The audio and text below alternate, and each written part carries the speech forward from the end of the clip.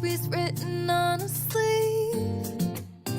Some stories take digging deep. Eyes wide open, words unspoken. Where are you going, darling? Where have you been? Stories to tell, emotions we felt, good and the bad in the hands we've been dealt. I wanna know why, I wanna know why you're the way you are.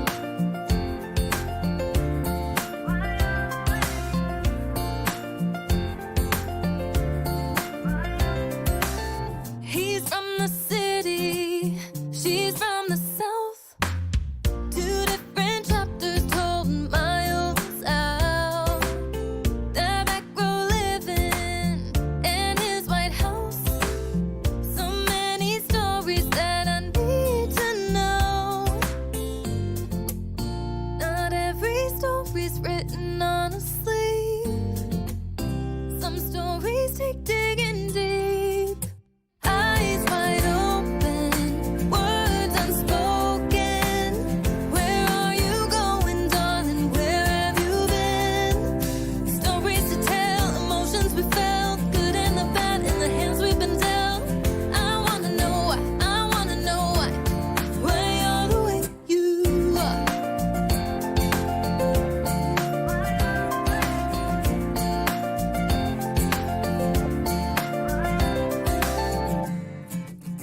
So many stories right in front of me. Some people climb to heights I've never seen. Too many falling down off their feet. These stories take digging deep. Eyes wide open, words unspoken.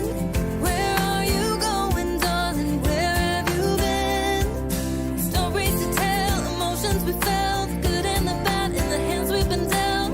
I wanna know why, I wanna know why you're the way you are. Why you're the way you are.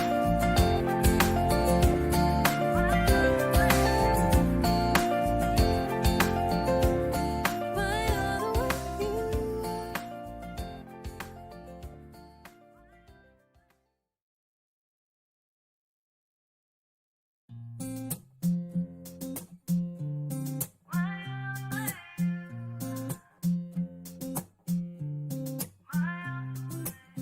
Tiptoe around with face of a stranger.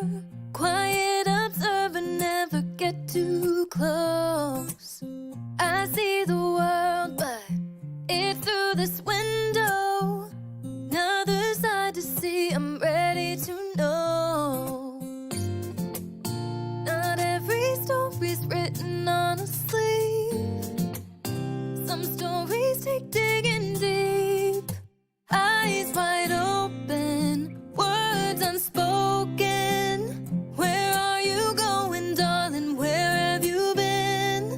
Stories to tell, emotions we felt, good and the bad in the hands we've been dealt. I wanna know why, I wanna know why you're the way you are.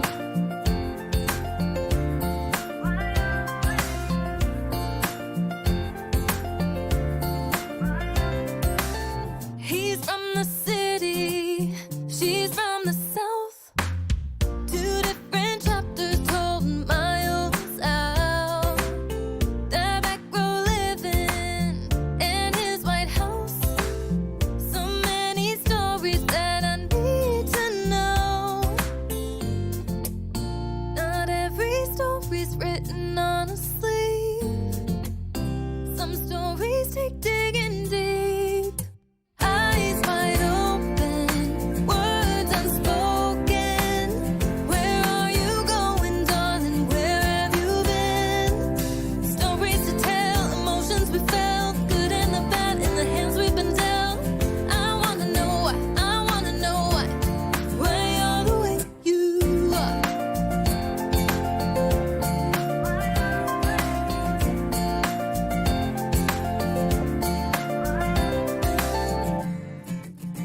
So many stories right in front of me. Some people climb to heights I've never seen. falling down off their feet. These stories take digging deep. Eyes wide open, words unspoken. Where are you going, darling? Where have you been? Stories to tell, emotions we felt, good and the bad in the hands we've been dealt. I wanna know why, I wanna know why you're the way you are. Why you're the way you are.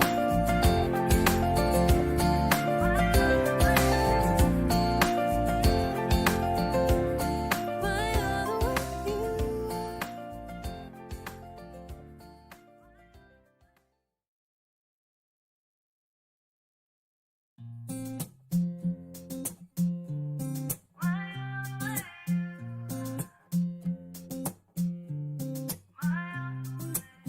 Tiptoe around with face of a stranger. Quiet observer, never get too close. I see the world, but it's through this window. Another side to see, I'm ready to know. Not every story's written on a Ladies and gentlemen, welcome to Silverline Wednesday Night WHAM, hosted by Scott Wakefield. That's you, Scott. Oh, that's me. Hello. My name is Scott, and I am your host tonight. Tonight's topic, I'm just going to jump right in and tell you, we're not going to wait. We're talking about video games. I think we're going to be able to easily pack every minute of our show tonight with our discussion. And before we get to that, we'll introduce ourselves. And before we get to that, we are going to I will thank all of you who supported our recent crowdfunding campaign on Kickstarter. Thank you. Yes, a round of applause for all of you. We hit our goals. We hit some stretch goals, and that means everybody who backed the projects at certain levels gets extra goodies, and that means that Silverline keeps growing and sharing our titles and our stories. And so thank you all. Now, the campaign is done, but those titles will be available on silverlinecomics.com. And Tommy, where else can they find those? All of our titles? Eventually, you're gonna find, well, the ones from the Kickstarter, you'll find them on Indie Planet. But right now, all of the Silverline stuff is available in indieplanet.com. I think we put the last books up today, so I think everything except for the current campaign is up there. Everything. So everything that Silverline puts out. Everything Silverline is made, and we keep growing by leaps and bounds, which is very exciting. And as I routinely say, we can't do it without you guys. So thank you, all of you who support Silverline. We have been running double features because we have so many great titles to get out there. And our next crowdfunding campaign is slated for November. So stay tuned for more news on that.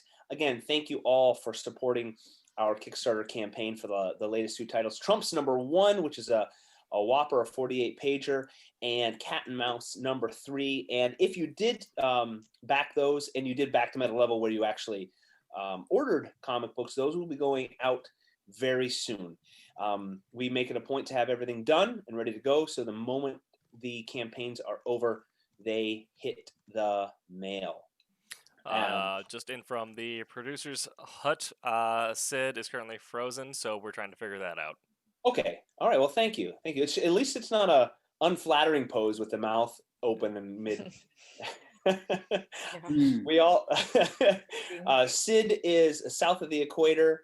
I think it takes longer for all of her electrons to hit satellites and come back to the stream here. At least that's how I understand the internet, right? Is that how it works? And the globe too, I think. Right. And she has the reverse Coriolis effect, right? Exactly. So, yeah. It's like we're taking a shot over 2 miles, but it's the internet to space.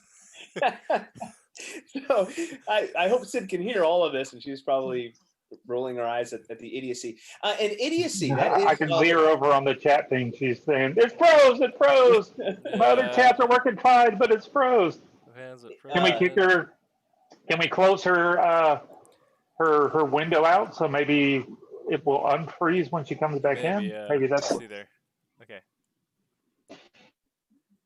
So as Tim said, I'm your host, and that really means that makes her I'm here unable too. to rejoin. I don't want to do that. I will wrangle the conversation, and we will be discussing video games. We will keep it pertinent to comic books as best as we can, but we know that it will fly off to other avenues because this is a topic near and dear to most of our hearts. I think we've had a lot of fun already throwing ideas out on our Facebook discussion beforehand, and I asked the folks to be ready with their favorite video game, which is probably very difficult to narrow down, and then the video game that caused them to fly into a frothy rage and perhaps even throw the controller or utter expletives if their parents weren't around and we didn't get slapped. So before we get into that, I like to have everybody introduce ourselves. That is our habit. And that's a way for you to check us out on the social medias and follow us and like what we do. We are all creatives, and we need you to like us and love us as we consume our creations, and we appreciate you for that. So why don't we start with Tim? Hi, I'm Tim TK. I'm the associate editor at Silverline, and I am the writer/creator of an upcoming book called Wolf Hunter, which is an alternate history or World War II spy action thing, all set kind of canned like Murder on the Orient. I also produce our Wednesday night show, and you can find me on Twitter, Instagram, Facebook, all the usual places at Tim TK Writer, TikTok, and Twitch as well. And as a side note, when you're done watching this live, go back and watch last week's show if you didn't see it, and you get to see some sneak peeks at the art, the penciling of a Wolf Hunter, Tim's creation there, his brain and imagination coming to life on floating on form. paper. Exploding onto the paper before your very eyes. It's the Tim and Eric show, just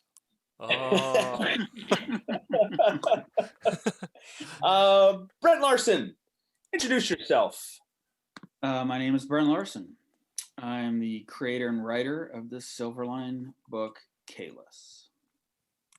All right. I'm in Orlando. I'm always the one who says it, and then everyone has to go back and fill in the blank. So I'll just do it like I'm in Orlando, Florida. Thank you. What do you? Oregon, way over there. Yep. What about Oregon? We're Just just hollering saying words it. out. States? Yeah. Timbuktu. Montana. I didn't know this was a game that we started with. Tommy, you got to pick up the clues. Oh. What is What is the state in the United States for $50? Brent, what do you do? What do you do to busy yourself during the day as a day job? I work with a film production group as a screenwriter and producer for them. And I do a significant amount of emailing. And Okay, so screenwriter, thank you. Yes. And Brent keeps the day job as a writer so he can moonlight as a writer. Brent, yeah. You're welcome. Brent always has good insight on the visual and filmmaking aspects of our craft here. And Haley, the quiet person, the quiet. She's muted, is what it is. She didn't turn the microphone on.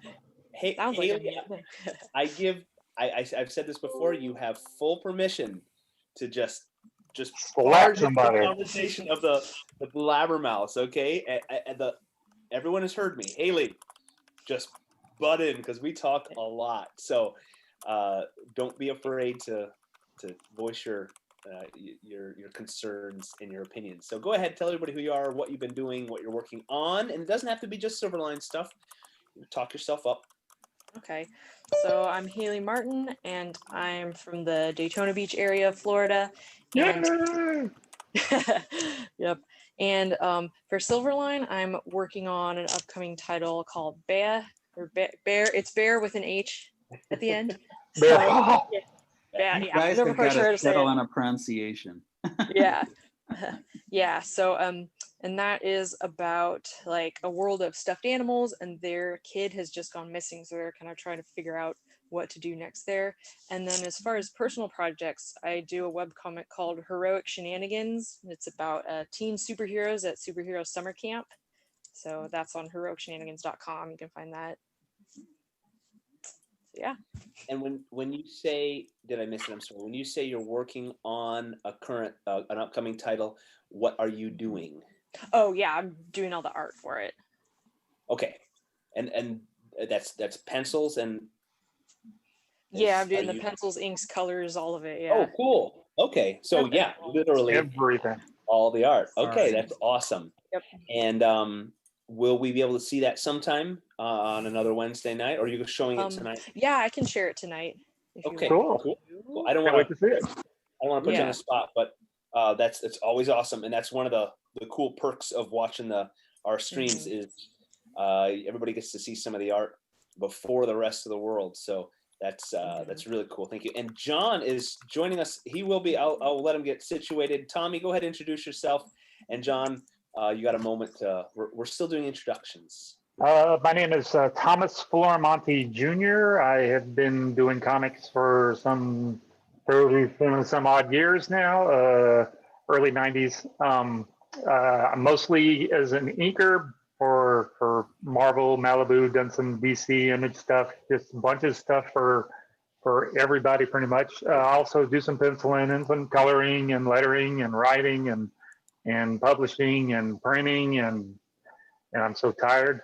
And but no, I just finished doing the inking Trumps, the first book, which was just kickstarted, as everybody knows, and I am now jumping over to Champion in Miss Fury.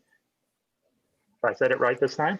And then we'll be starting on Trumps 2, and I'm supposedly supposed to ink the new Demon Tales coming up in a couple of months.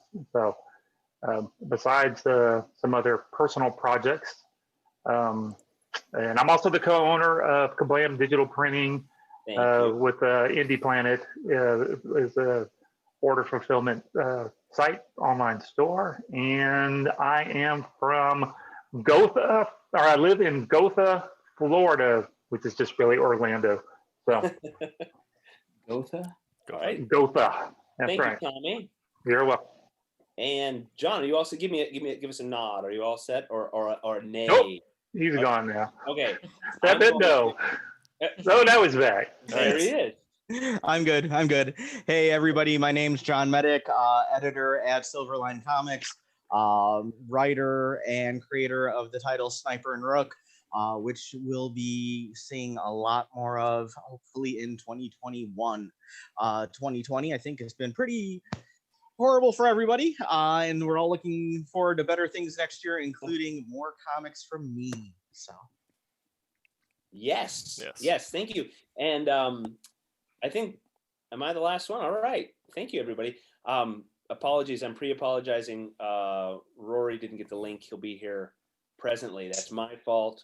Is he coming in? Great. Cool. Rory's coming. So Rory Boyle will be here. I'm Scott Wakefield. I am the author and co-author and co-creator of an upcoming Silverline title called Steam Patriots. It's a steampunk American Revolution story, and I help out with publicity for Silverline. If you're watching this and you have another show, you talk comics somewhere or you review, we'd love to co-promote you and get some of our creatives on your program, whatever format that is, if it's a live stream or a podcast, or if you clickety clack and do comic book writing, let's chat. And I'm in the Western New York area, right between Buffalo and Rochester, and winter's coming up here very soon. John is in the Chicago area. Yes, it will be cold, it will be breezy and snowy soon up here.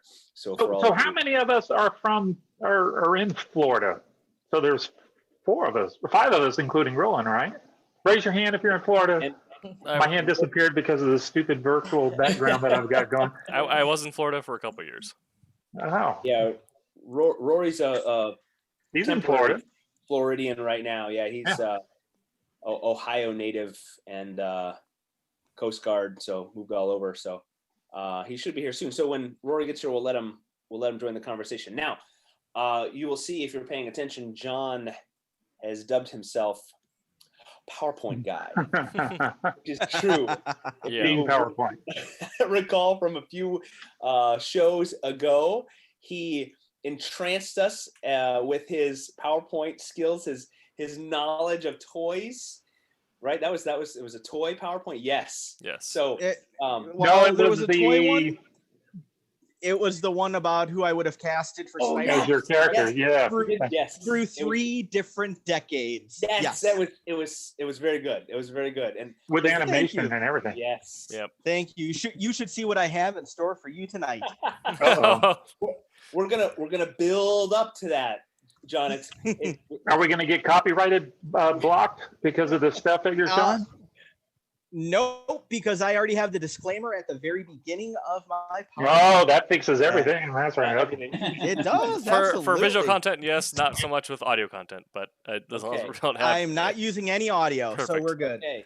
And no videos, some animated GIFs, but that's it. You're not going to use any audio? No, I'm staying. I'm keeping us out of what's it, Facebook prison or yeah, right now the DMCA. We said that, and he's actually going audio off. He's clicking all of his little videos. He's turning them off. So yeah, see, he is. Look, he's smiling. He is turning them off. Look. No. My PowerPoint's 152 megabytes, so I was just actually going through all the slides to have them preload, so they're in RAM. So when I share the screen later on, it's not going to drag at all. That's all. Cool. I thought you were going to say 152 slides. No, only 21. Only 21. You almost made me choke. Oh, that's going to be a long night. 153 slides. Let's. You can take the teacher out of the classroom, but yeah, there you go. Be sure to follow our website for our most recent series, PowerPoints with John. Where John presents a PowerPoint on a random comic each week. And you know what? Now that you're saying that, actually, Tim TK, I'm looking for stuff to put in the schedule. Right. The man formerly known as COVID Tim, there was a group of students that I was asked to do a presentation for a few years ago about comic book creation. And needless to say, I have a most excellent PowerPoint presentation put together on that, from concept through initial sketches, through pencils, inks, dialogue. So yeah, if you ever want something on there, I can give you something to upload. Let me know. There you go. So we're going to talk video games before we talk about the games themselves, and I know we'll be showing some of our ages, and that's fine. Raise your hand if your video game experiences, your home video game experience predates PlayStation 2. Well, my hand doesn't show up because of the stupid video. Are you kidding me? So see, John, not everyone's hand is up. Nope. What's the Nintendo equivalent of that? So is that like pre-GameCube or post-GameCube? Pre-GameCube. Okay. That would be more like GameCube. Golly, that was just like a year or two ago. Okay, GameCube. Oh yeah. So PlayStation 2. Okay, so keep your hand up. PS2 is 32-bit.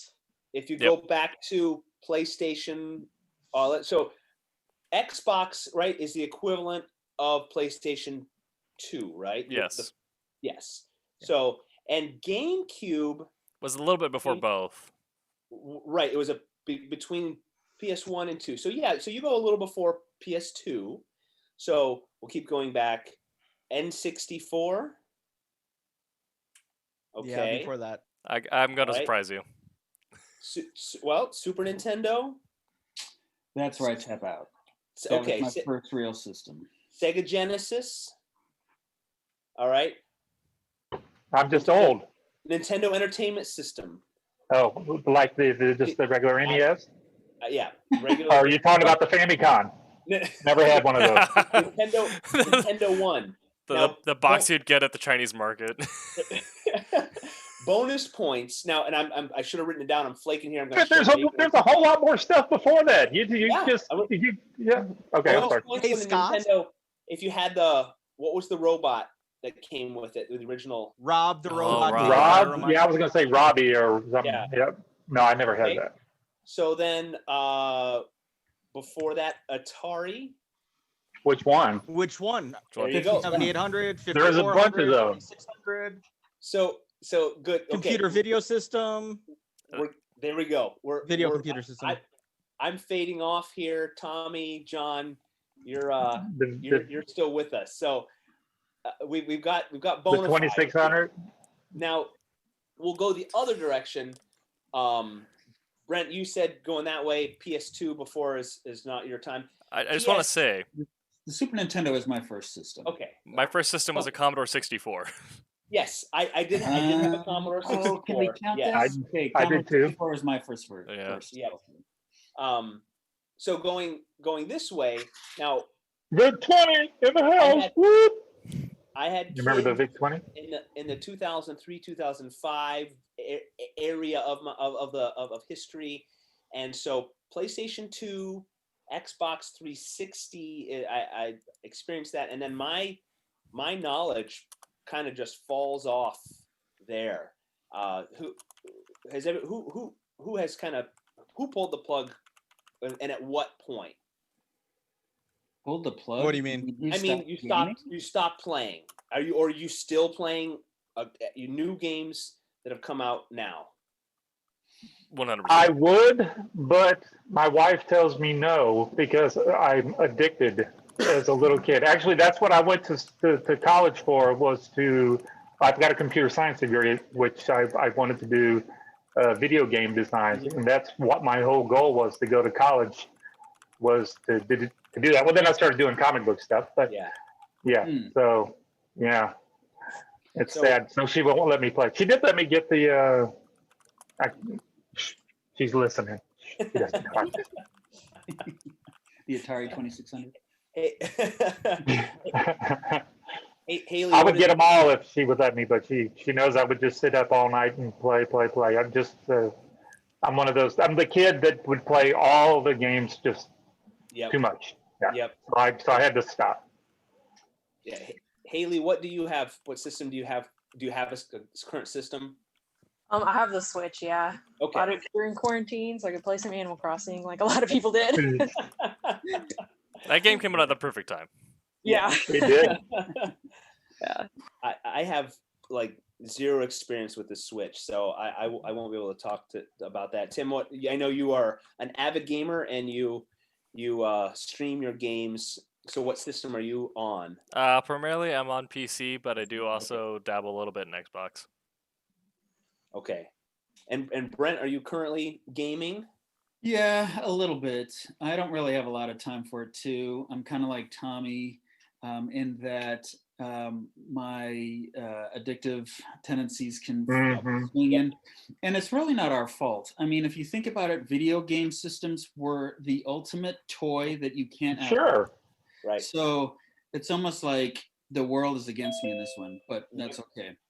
World can suck it. But I am on a PlayStation 4 right now, so I don't have any plans to go bigger, just because I play so infrequently that I could probably be happy with old PS4 games for another 5, 6, 7 years. So. Yeah.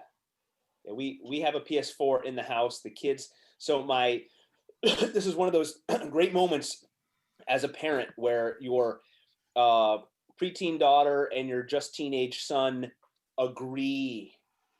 They collaborate, and not in the mischievous, we're gonna get pulling over on the parents. They pool their money. They research Xbox versus PlayStation, and they find a friend that has a used PS4 with lots of games. They take their money and they buy the machine, all with my blessing, because it was a glorious moment in the lives of my children. And then after they bought it, I realized, my wife and I realized, they purchased their own babysitter. Yeah. I don't know if the law agrees, but Sounds like they should. That's a great idea. Well, so I mean, really, they did all of it, and so now that I haven't spent, I don't know, maybe Christmas time and birthdays we'll buy a game. And I have entered into the world of like old man dad, where I've got, I'm standing at Walmart. Excuse me, young man, can you explain this? Is this a multiplayer game? Do I need a new controller? I've become dad, just the clueless dad. And there was a time that there were 2 accounts on the PlayStation, and I couldn't figure out why this game was on this account, and I couldn't, if I saved it, why wasn't it over here? And I was angry dad. And my son's like, Dad, it's okay. He takes the controller, sit down, here's a book. And I went, back in my day, we just put a cartridge in. And so, yeah. Back in my day, all they did was go across the screen and eat stuff. Weirdly enough, my generation struggles with obesity. We didn't have, back in my day, we hit pause. We didn't save a game. Yeah. So yes, suddenly, kids, I'm instant old dad, and they're looking at PS5s, and they're looking at the Oculus Quest 2 and all that sort of stuff, and I'm just, okay, I'll give you my blessing if you can afford it, and get a job and go for it. So that's the PlayStation 4 that's in our house. John, what are you enjoying as a gaming system right now? Okay, let's go through the list. Currently up and operational. I did pick up one of the Arcade 1-Up arcade machines that they put out. They're like 3/4 the size of a real arcade machine. And so those my are kid cool. and I play. Yeah, they really are. My kid and I play Street Fighter in that. It's in our kitchen. It's kind of nice to have, like, it's all guys in the house except for You move the stove out and put the console, the machine there. Guys don't know what to do with the stove. So You don't have a fridge. You just got the box. Cool. What's that? No. What's that, Tommy? You were cutting out. I said you got rid of the fridge so that way you could put your game system in. Fit in perfectly. Yep. So got the Arcade 1-Up, PlayStation 4, X360, PS3, Xbox, PS2, SNES, NES, Genesis, Saturn, Dreamcast, which is my favorite, Panasonic 3DO. Oh, what am I blanking on? Atari Jaguar, good old Atari 2600, which my mom still has the receipt for at her house that they bought in 1981. So that's pretty cool. My Sega Saturn, my Sega Dreamcast, those 2 are my favorite. And my game systems in my family predated Atari 2600. We had like a Pong knockoff. Yeah. In the 70s. Yeah. However, this thing was like, it was totally awesome because it had like an early light gun. So everybody that's like, oh, I had a Nintendo with a zapper. Well, I was zapping stuff before that. Throwing in a television and a ColecoVision too. And I think Coleco was my favorite. Yeah. I think that rounds out what I've got. I think. Wow, so you kind of live in your kitchen is kind of like a museum in a way. Kind of, yeah. And for a while, I was teaching video game classes from video game history. So Tim TK, I have 5 different volumes of not PowerPoints, but handouts I gave my students in 2005 that led from the earliest video game with Gavin Higginbotham, where he made a Pong version out of an oscilloscope for an open house, through the new generation that was coming up. And at that time, that was going to be including, what was going to be, the PS2? I think it was coming up on PS2 and Xbox. So, yeah. Yeah, so I've got some cool PowerPoints if you guys ever want to see. Not PowerPoints, handouts. So John, I knew I liked you for some reason. Thank you, sir. You're addicted just like me. Yeah. Yes, Except sir. for you're still doing it, and I got cut off. Well, I did too, and then I got cut out, and I'm back. So it's all good. All right, so I'm going to keep repeating. Stay tuned for John's PowerPoint. It's going to be epic. Epic. Rory Boyle, Royal O'Boyle, you are late to the game because of me. I've already given my mea culpa. It is my fault. I I was afraid that when you showed up, you'd outshine me, and I was childish. So I forgive you. Rory, You gave him the go wrong ahead one and on introduce purpose. yourself. Whoopsie, sorry, dude. Tell us who you are, what you do, and where you are, and then go ahead and tell us your first gaming system, and then what you got right now. All right. Rory Boyle, co-creator, Steam Patriots, along with Scott here, my better half. Currently in Jacksonville, Florida for another 6 months-ish before I move back up north. And loving it. The first system really wasn't mine. It was my brother's that he left at home and then conveniently forgot. N64 with a Mario game that was so stuck in it I couldn't get it out, so that's all we could play. Wow. That's cool. It was the one. It You wasn't mastered it. It wasn't the racing. It was one where like you run through the castle and jump through the portraits. Oh yeah, yeah. Yeah, that's the only thing we had for years. Wow. And then once I got off on my own, I had a 360, PS3, and now a PS4, and pinching my pennies for the 5. All right. So we'll jump right into the biggest question. Best video game ever. Anybody? Like personal favorite or objectively the best? Okay, but go with both. Yeah, Go I with was both. wondering the same thing. I haven't played every single video game. Yeah, there you go. So how could we know? Yeah. We're done. Show is over. Your favorite, and then if you have an opinion on, yes, sure. What Sure. what does the world say is the best video game? But give us one of each. I'm Oh gonna my throw- goodness. So I didn't know you were going so hardcore like that. For me, and I know maybe it's cliched, but and I'm gonna lump them together: GoldenEye and Perfect I Dark. knew you were going to say that. Mm. I have, and that's because I have so many fond memories, and that was a game that I could spend. On the 64? Yeah, Nintendo 64? that awful We. remake on the Wii. Oh, that was so aggravating. It was horrible. It was horrible. You called But it a yes, Wii make, didn't you? what? Did you call it a Wii make? make? Because it was on a Wii. Because if you did, that was cute. Yeah, that wasn't intentional. I didn't, but Hey, you did now. okay. You should copyright that. I didn't even know we did Wii makes. Scott, I didn't know you had a speech impediment. We gosh. So the N64, GoldenEye, and then Perfect Dark was just another level of the same game. And Perfect Dark was good. I love them. My good buddy Chris, I would spend way too much of my life in their living room playing and annoying everyone who tried to join us. My then girlfriend, now wife, tried to play along, and we had every spawn point and every weapon location and every memorized. So we were the most obnoxious idiots, and people would try to play and they could not. We would slaughter them, and he was infinitely better than I was, and so when Perfect Dark had this, you could add the simulants, the sims, and that added a good element because it was a buffer between him and me, because he would destroy me. But that's my vote, and I think industry wise and world wise, it's a favorite.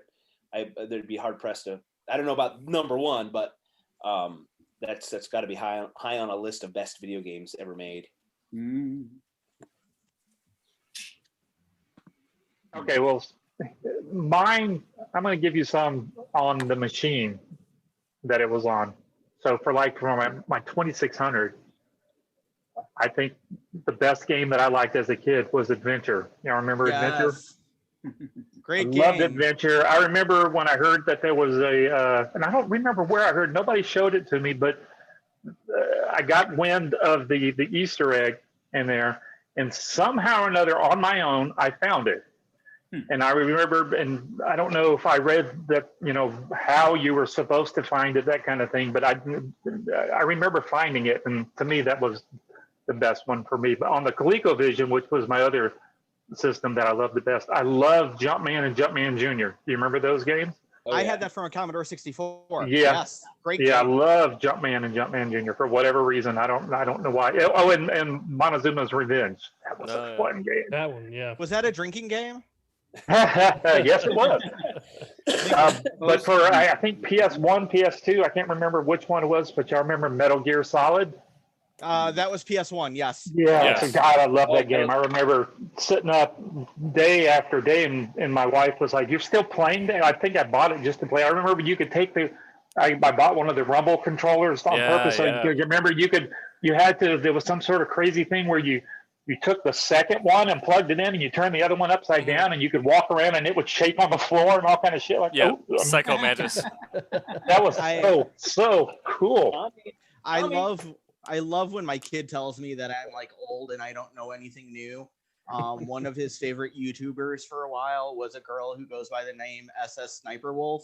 She does videos every day, and she's awesome. She's hilarious. Great videos to watch. I'm like, yeah, you know where she got that name? Where? I'm like, Solid Snake, Sniper Wolf, video game. No. No, she did. Yes, she did. He's like, how would you know that? I was like, Metal Gear was 2005 when you were born. Was fabulous. Yeah, but I think my favorite one of I don't know if it was PS1 or PS2, but I love Silent Hill. Y'all remember Silent Hill?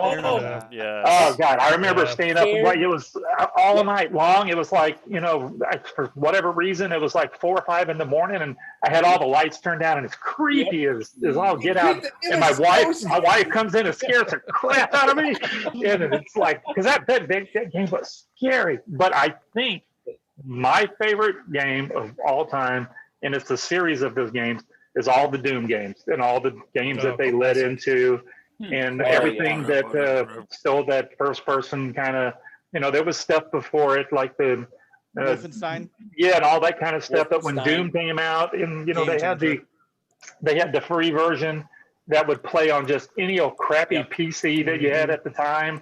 When it was that for me was the game of all the inducing games.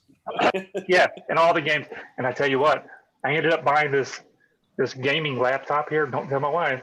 I told her I was getting it so I could do Photoshop better and play Planet Coaster. Y'all like Planet Coaster? Planet Coaster is fun. But you can play Doom Eternal on this thing, and it looks so good. Nice. That's it. Doom, id Software, ID Software, whatever you guys want to call them, and all of the Doom games and everything that they made. That's it. Number one. Boom. Stop. Out of here. From the chat, Sid says she likes Smash Bros Melee. That was fun. Yeah, Oven, his favorite game is Monster Hunter World. And and Dustin Wallace says definitely the Dark Souls series. I'm familiar with Monster Hunter, but not the Dark Souls series. Yeah, Dark Souls. It's a game designed to be punishing. It's an action adventure, but it's entirely reliant on you memorizing boss patterns, because if you don't, you get insta-gibbed. It's brutal. Yeah. Like kind of God of War, like that. Worse. To the nth. Far worse. Yeah. It's okay. But once you get it down, you can progress. But you run your head against a wall a couple times until you get it down. Yeah, that's makes me want to go play some games right now. Right. Yeah. Okay. Bye. Yes. Later.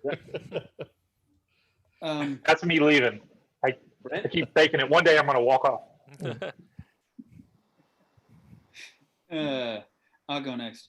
I was a Legend of Zelda guy from way back, and I loved my the first system that I owned as an adult that I considered to be really mine was the Super Nintendo.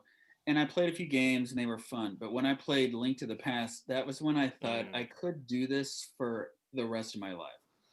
So that was cool.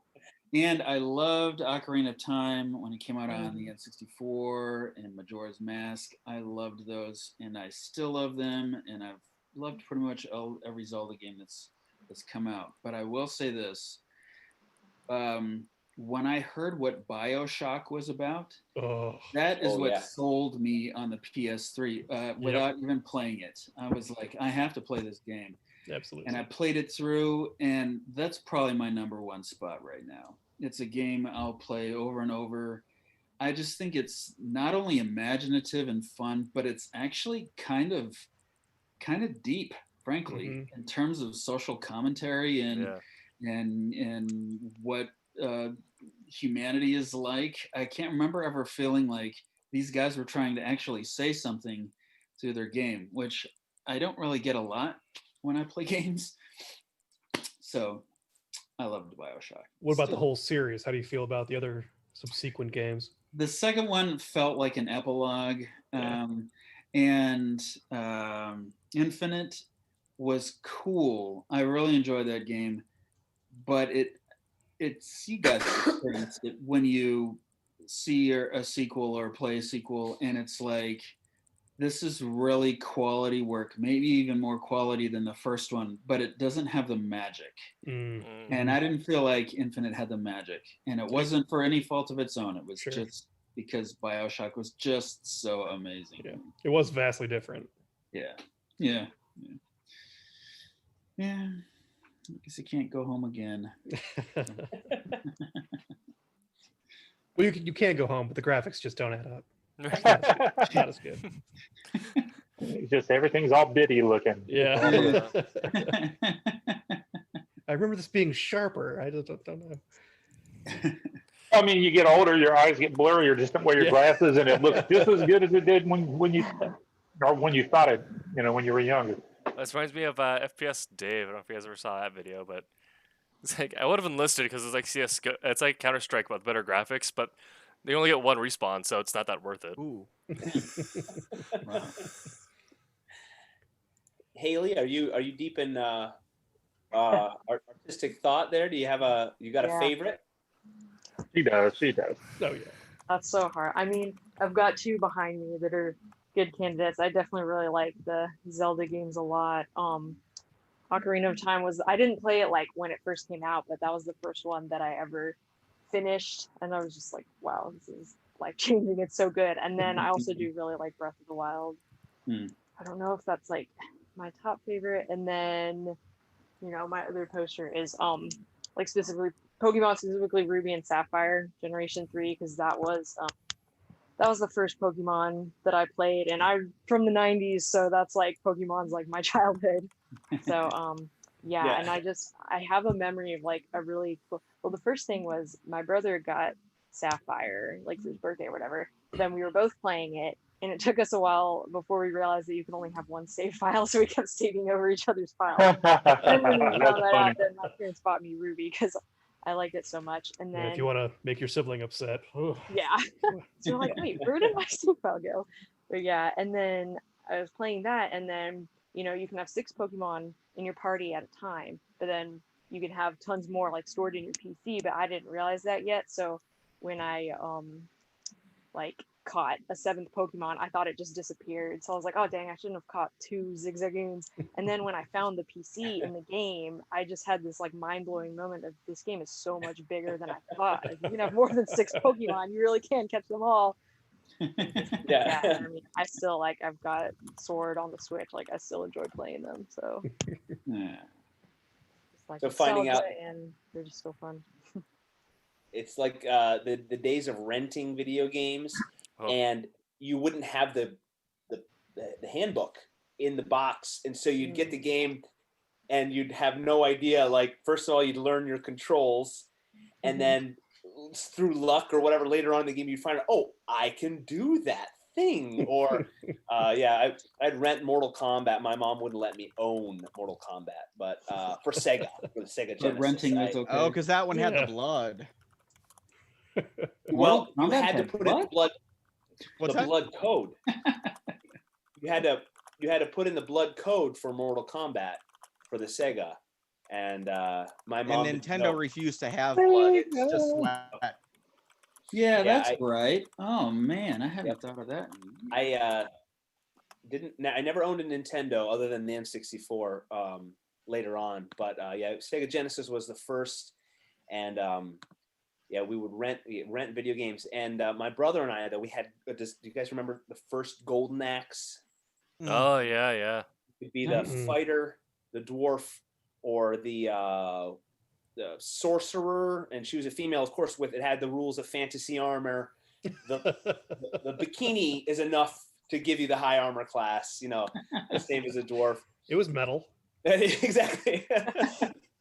But we got so good. We got so good at that game. We would get it. It took, I don't know, like half an hour to beat the game. There was I wouldn't call it a glitch, but with old games, you can game the game, and if you knocked an opponent off the screen, and if you stood close to the edge of the screen, they could hit you, but you couldn't hit them. Mhm. So you couldn't stand there. But there was a double tap, jump, and attack. You could run, jump, and shoulder into them. And if you kept the bad guys off the edge of the screen, you could just keep running and bumping them off the screen. It took forever to defeat them, but it was a surefire way, especially if there were two of you, because you could just keep running and bumping them off the screen. And I'd game the game with Golden Axe like that on the Sega. I recently, a friend of mine had a Sega, and we unboxed it, and I got it out with the kids, and I tried playing Golden Axe, and I was like, this is rough. The test of time. Ooh, yeah. And same thing with my buddy Chris. We unearthed the N64 and tried playing Golden Eye on a high definition television, and it's yeah. You need to get a scaler for that. Yeah. Exactly. Yeah. It was rough. So, Rory, favorite game? Did I skipped over you? Oh, that's all right. Oh, that's a very tough one. Because there's a whole series of games that I've really enjoyed. I bought a PlayStation when I was in Puerto Rico solely to play the Uncharted games. Yes. I was so very excited about that. And that's like a running theme. I played all the Tomb Raider games, that whole adventure, Indiana Jones motif I love. And that, weighs heavily on my gamer soul. But Witcher 3 has got to be top tier, a number one game. Took me a year to play through just because of the volume of content in the game, even before the downloadable stuff. And the soundtrack is just wild. Volume, soundtrack, graphics, just the story is just incredible. And then I would say Myst to be a high number 2. Wait, okay, thank you. Did you play, Rory? I know I'm a few years older than you. So did you play the original PC Myst with the stationary? Yes. You go from screen. Yep. You just advance like 5 feet at a time. Yep. And you couldn't look around. You could click on things. That game, it was equally beautiful and aggravating. And I think that might be one of my examples of me wanting to smash the computer. Oh no! If I wanted to smash something, it's Lemmings, the original Lemmings. Oh yeah! Oh, thank God those old computer screens were like 24 inches by 24 inches by 24 inches with like a 5-inch thick piece of glass, because I punched that thing so hard. Oh yeah. Lemmings. Yeah, but Myst came out really pre-internet, like the dawn of internet. Yes. Yeah. Well, that was PC Netscape era. Yeah.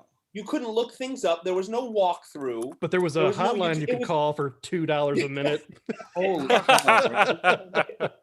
dude. It was infuriating. And of all because you turn a knob here, and then you'd have to turn around, walk, go see if it did the thing you thought, find out, nope, didn't do the thing, turn around, walk. Then you end up drawing patterns. Knob. Yep. Yeah. Oh yeah, I would have a piece of paper, and you'd write, you'd map out. It's terrible. That's dedication. So what's better, console games or the games on the computers? Now we're going to get into a fight if you do. Well, there is cross-platforming now. That's true. But things are purpose-built nowadays. So you can have the insane Alienware gaming laptop. Yeah. That can match, frames per second. I've got a pretty good one, but What about Zork? That's a game. Oh yeah. Oh, I love Zork. Original Zork? Yes. Yeah. Turn that left. and the yeah. Go north. All of the Open It's mailbox. dark. Open mailbox. Look in mailbox. Look, and of course I can't spell. Right. So I can't spell. What the stupid game. Zork and all of the Quest for Glory and then the King's Quest games. Oh yeah. I found out that same thing as like Haley, find out you can save your Pokemon. If you did Control L, it would do look at, Control A, ask about, Control P, pick up. It was changed my life. I gotta say, my Pokemon moment, the realization was when I was playing Skyrim for a month, and then I realized you can fast travel. Oh wow. I was walking across the map. I leveled up really fast. It was great. Oh. It's good. What other games have made you guys like want to scream and break something? All of them. At some point. I have one, and I'll go because I'm going to need to get off in a few minutes. But I played, and I figured, it would be useful to tie comics into this conversation. But there was a Spider-Man game called Maximum Carnage, and yeah. I think it was for I think it was the Super Nintendo. And I played it, and it was a punishing game, and it wasn't that great of a game either. So it was a side scroller, and it I don't know. I could tell even as I was playing it that it wasn't great. So I finally get to the end, and I think Venom and I are teaming up to take down Carnage, and we do. And the game ends, except no. Then suddenly Carnage pops back up, and I had dumped hours into this thing. And that night, it came down to one night, and then Carnage pops back up and then just kills both of us. So I took the cartridge out of the game and went to the garage and took a sledgehammer to it. Did you really? At that Now point, that's I a was rage like, quit. Yeah, that's how I rage quit. And this was not a disc. It didn't break easily, but it was done when I made it. I'm gonna have to say I think finishing move. You won. Yeah. Yeah, that's right. You won. Over. Because I think I was suddenly struck Fatality. by this thought. I don't think I'm having fun anymore. I think that was really just the end of it. So yeah, I've never done that before since, because there have been times I've played games and I'm like, I don't think I'm having fun anymore, and then I quit. But in this case, it had to be finality, because I knew if I didn't, I might just try to do it again with the hopes of it being more fun that time, which definition of insanity right there. So yes. Well done. You've set the bar pretty high for that. That's good, Brent. Now, if we ever draw Brent as a superhero, his weapon is a sledgehammer. Yes. Yeah. Hammer. That is your melee weapon. Sledgehammer. Sonic the Hedgehog made me so angry that I quit. I didn't throw the controller, but I turned the Sega off, and then I turned the TV off with the button so hard. How else do you take your rage out? I turned it off so hard that I smashed the button in. Yes. So that taught the TV. Yes. Yeah. It'll never do it again. But then you had to kind of finesse the button to turn it on and off after that. And I never told my mom what I did. She just noticed the TV never worked again. Does she ever watch these streams by any chance? You may be getting like a You should PayPal money request. You should tell her now. You should just apologize. Mom, it's a big reveal. I broke Yeah. It's been weighing heavy on my chest for decades. So Sonic to me always just seemed like a game that just never ended. It just kept going and going. It's like, when does this game end? So it's like I just kind of got bored of Sonic when I mean, it was fun at first. I just was really cool. It's like 5 hours later, I've not gone anywhere. I'm still doing the same thing. I'm running around picking up these coins and the little links or the whatever, the rings. The rings.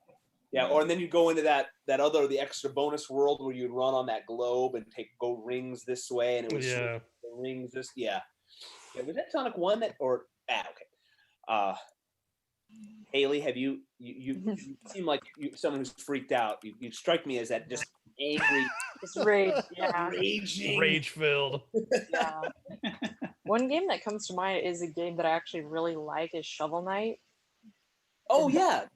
Yeah, and that one, like, it's so hard, but like, and it did get like kind of frustrating, but it was more like a challenge. Like, I really like, I would die, and I'm like, I want to keep playing because I want to beat it.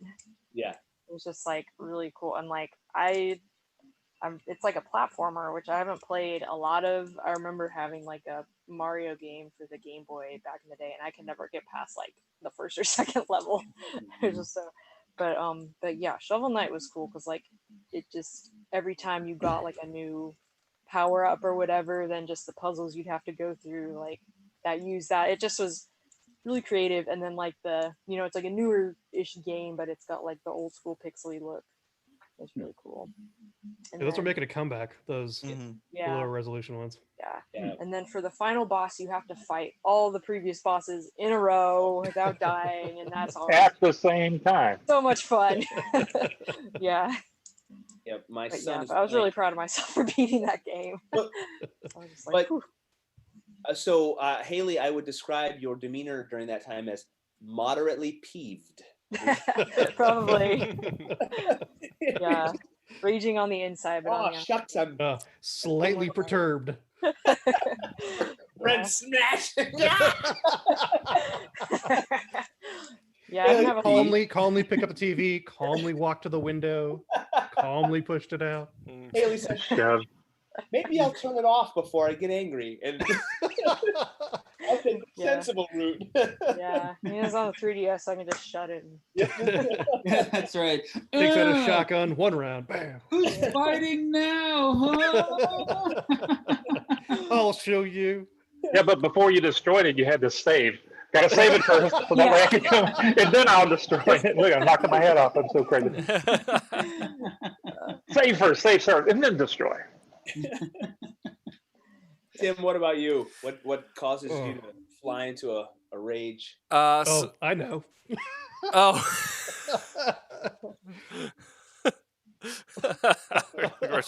Okay, yeah.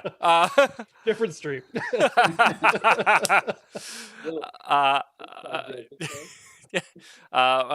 you want to know what Roy's talking about, visit my stream after this, twitch.tv/agrobacon, where I scream at people. Aggro, 2 Gs. With 2 Gs.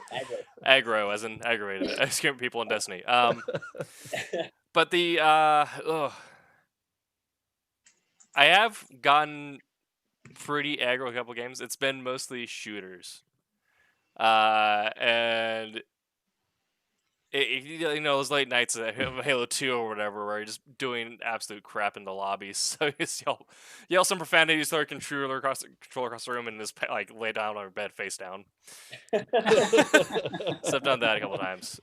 Most recently, it's been the most recent moment of rage has been the Arma games, which military simulator, but the world's worst AI. It's so frustrating. Okay. Yeah. All right. But my favorite game of all time. Oh, yes. Yeah, I'm into that. Following off of Tommy, it's actually Metal Gear Solid as well. First one came out in '98. Went until like 2015. So I've been following the series religiously for like 17 years, and even went and got the comic adaptation from IDW with art from the amazing Ashley Wood. And there's the dude that Tommy was talking about earlier, Psycho Mantis, who did all the fun controller stuff and all the saves. Yeah, that was so cool. Yeah. But why is your controller sitting upside down? Watch it move. Yeah, Watch it move. But the art in this book is incredible. I love it. How's the story? Is it good? It's good. Yeah, it's good. That's Cool. pretty faithful to the games, and then, but they do kind of like director's cut scenes where stuff that Hideo wanted to put in the story, and then they even have a issue 0 connecting Metal Gear Solid and Sons of Liberty, so it connects the two. Nice. Yeah. So it's the first two. I believe they're going to try to do the other games, but that was at the time when Konami was getting rid of Hideo before he ended up splitting. So rights were in an interesting place. But I've been following that series for so long. The weird cryptic commentary on geopolitics and nation states is super fascinating, and I love the way that Hideo just tells it all in a fever dream of weird spy mumbo jumbo. It's great. Excellent. Thank you, Tim. So we surpassed or past the halfway point. This is where Brent needs to go. He's nodded off already. We kick him off. Permission, and we'll transition into John's PowerPoint in just a moment. Brent, Oh, wow. thank you, sir. If you would like to say goodnight, do so I would now. like to say goodnight. Good night, everybody. Good Hi, night, Brent. Good night. See you next week, bud. Read All right, Brent's sounds book, good. Payless, that is on Silverline Comics. Good night, Brent. Okay, if you haven't picked up on this and you've joined us after the intro, we're talking about comic books. And Wait, what? Are we? take two. Yes. We are talking about video games, and we have not really even tied in comic books, but that's okay. I got it coming. We're all geeking out, and John has a PowerPoint coming up. We will enjoy John's PowerPoint.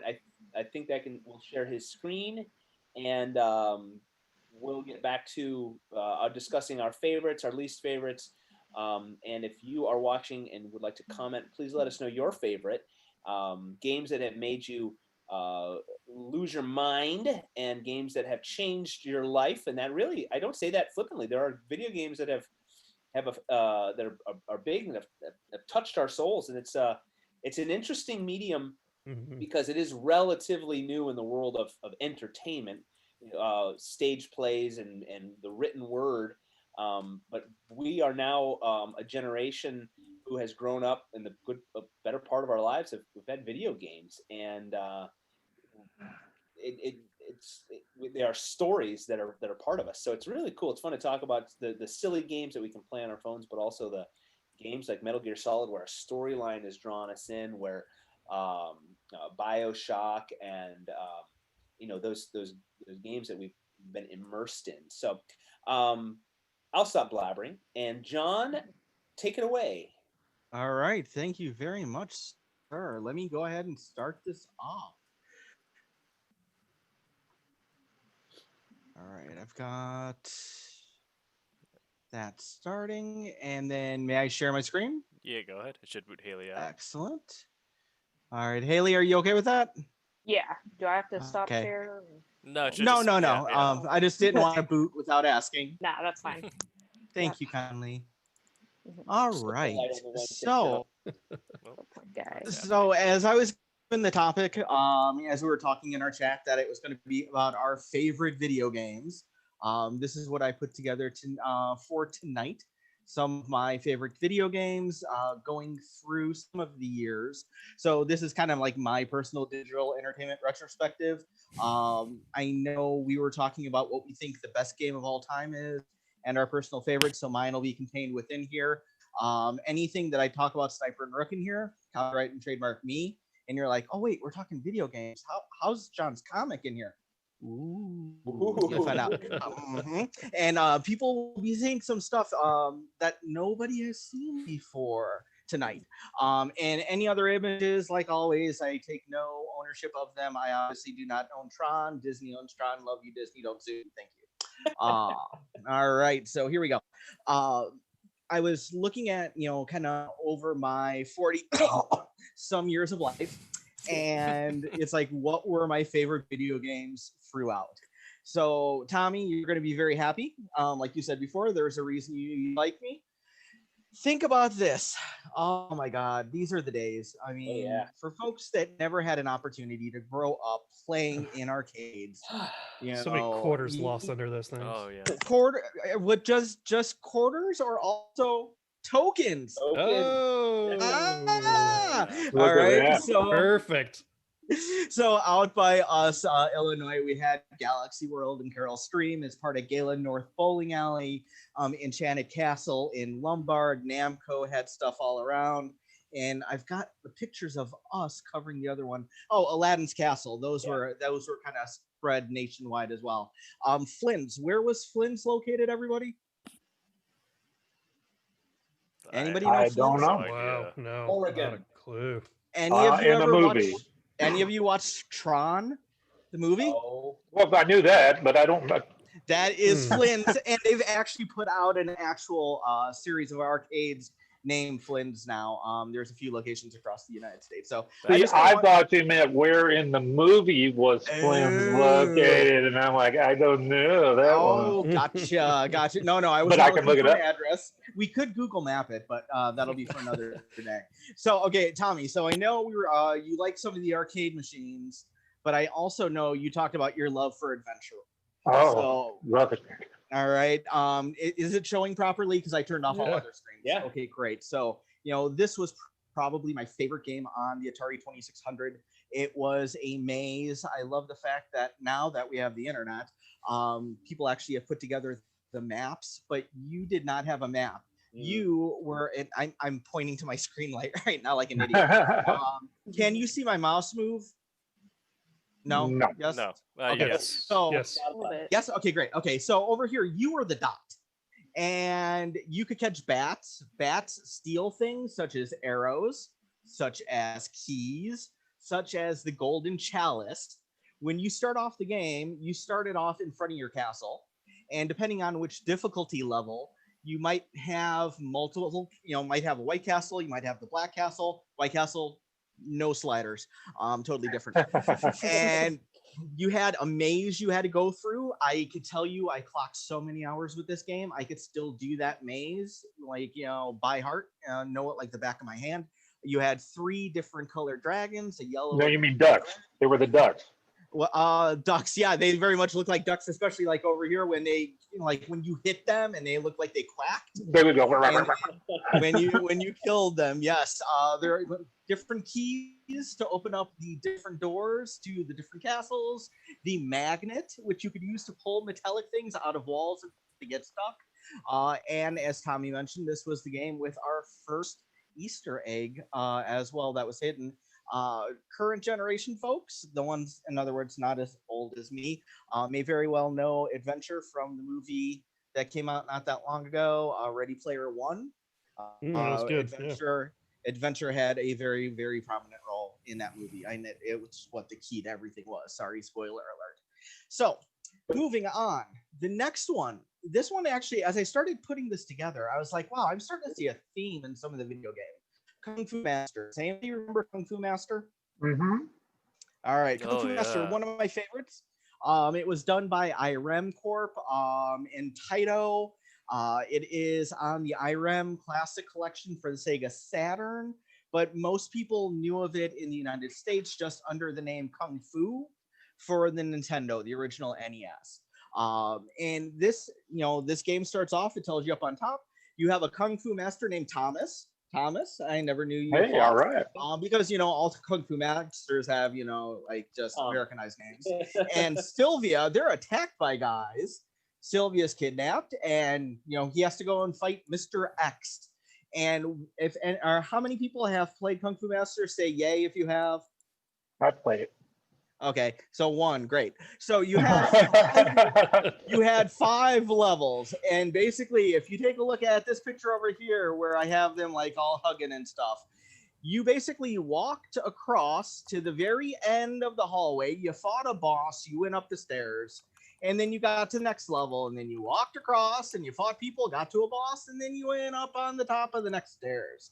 And for the Nintendo version, that's what the whole map looked like. The top level is what it looked like arcade-wise.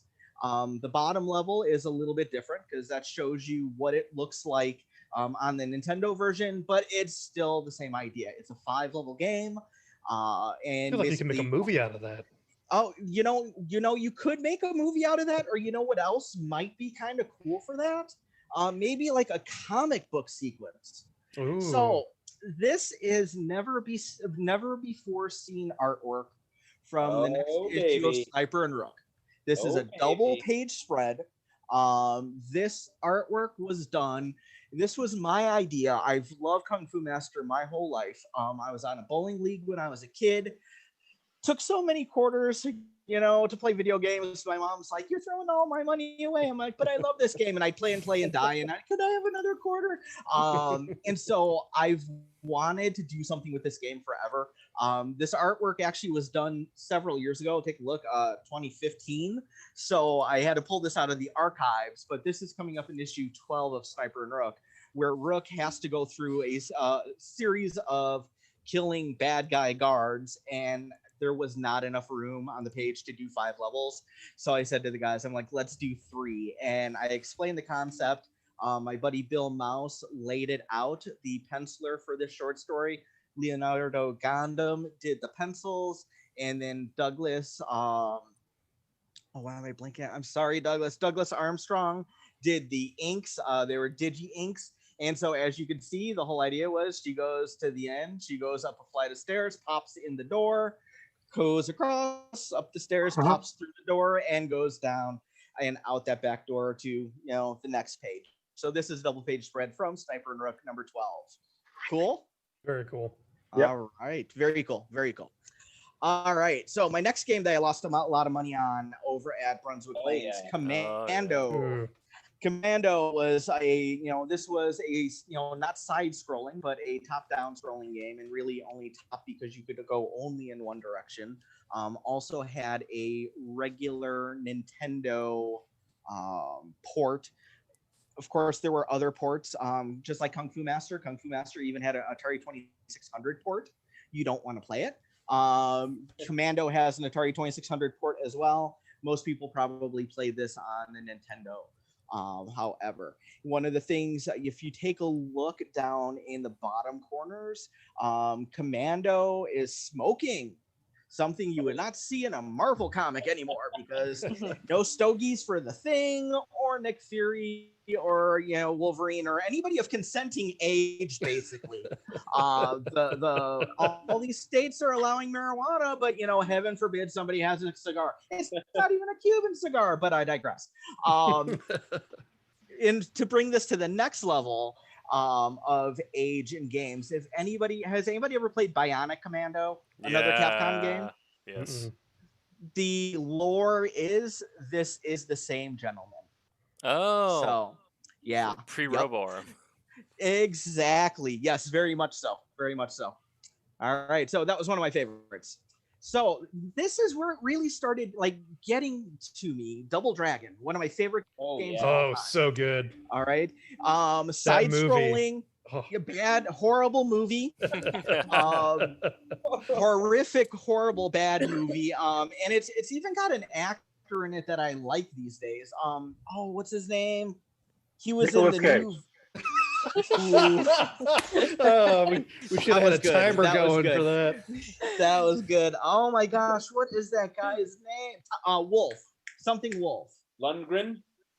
No, not Wolf Lundgren. He was in V. He was in the movie Go.